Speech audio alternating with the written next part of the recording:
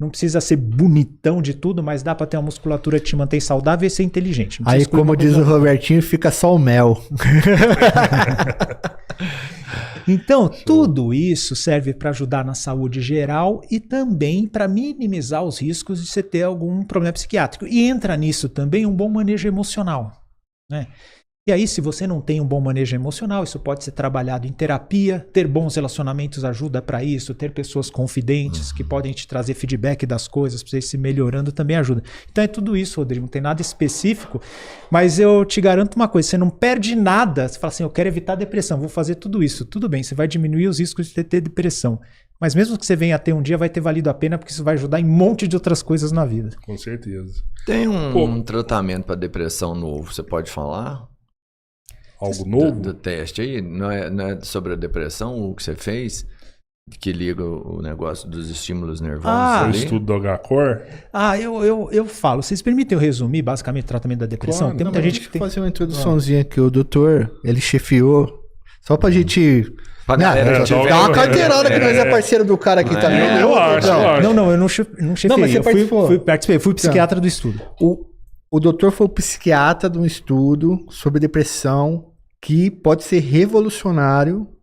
E nós é amigo do cara, né? Meu Tá amigo. na fita, né? Tá na fita. Tirar uma foto com ele aqui, Vamos lá. Tem a base do tratamento para depressão, tem essas mudanças de estilo de vida que valem também para o tratamento da depressão, né? A base do tratamento da depressão tem duas grandes colunas, o tratamento medicamentoso e o tratamento psicoterápico, né? No tratamento medicamentoso, a base são os antidepressivos. É importante dizer, os antidepressivos existem aqui desde os anos 50 e até hoje eles vêm sendo aperfeiçoados, de modo que eles têm cada vez menos efeitos colaterais. Então, os tratamentos com antidepressivos hoje, eles são muito tolerados. Então, tem medicações potentes, bem toleradas.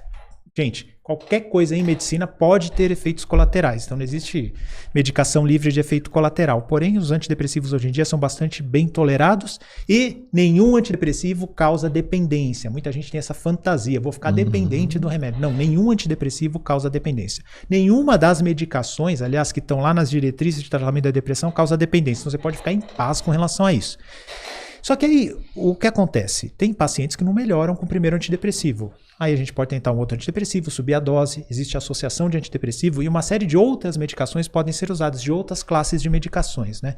Então, existe um arsenal enorme para o tratamento da depressão, que envolve antidepressivos, antipsicóticos, lítio, hormônio tiroidiano, estimulantes, tem um monte de coisa que pode ser usada. Então, usando todo esse arsenal, 80% dos pacientes encontram o que a gente chama remissão, que é aquilo lá, ficar livre de sintoma, ficar assim que nem o Joel tá de bem com a vida. Além disso, existem as estratégias de neuromodulação. O que é isso?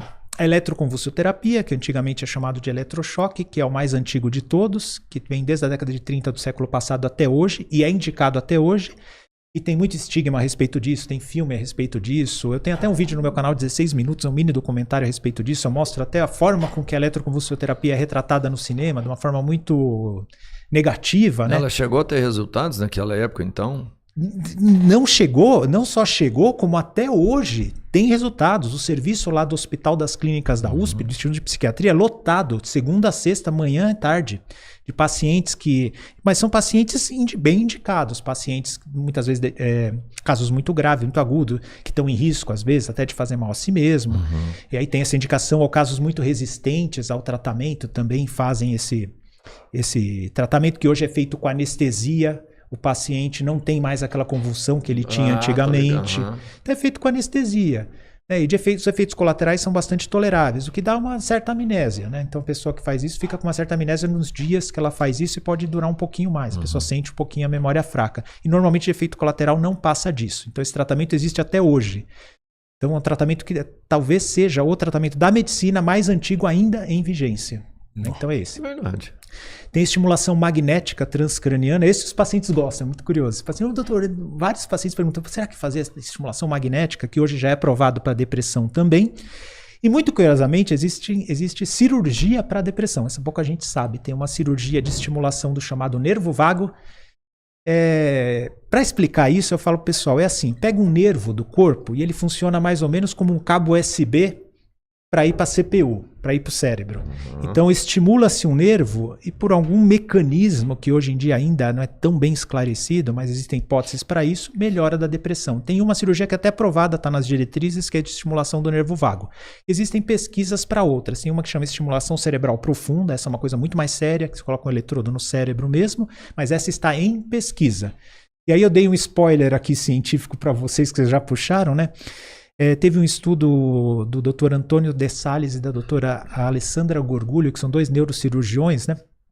E esse estudo é de uma estimulação de um nervo que tem aqui na face, um nervo facial. Para estudante de medicina, ou de odonto, ou quem estuda anatomia de alguma forma, é um ramo do trigêmeo, né? Tem o nervo do trigêmeo, tem muita gente que tem nevralgia do trigêmeo.